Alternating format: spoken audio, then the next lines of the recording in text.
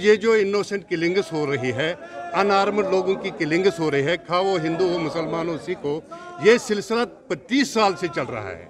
काश हमारी कौम पहले जब पहला कत्ल हुआ था उस वक्त प्रोटेस्ट करती तो शायद आज ये दिन नहीं देखने पड़ते, लेकिन अब बहुत हो गया है।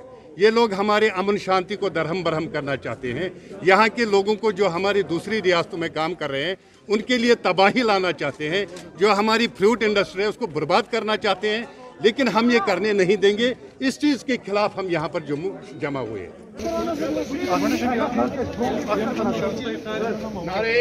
कत्लेआम बंद करो, बंद करो, मजदूरों का कत्लेआम बंद करो, बंद करो, मजदूरों का कत्लेआम बंद करो, बंद करो, कश्मीरियों को बदनाम मत करो, मत करो, कश्मीरियों को बदनाम मत करो, मत करो, कश्मीर मत लगाओ, कश्मीरियों पे इल्जाम कोई साजिश है।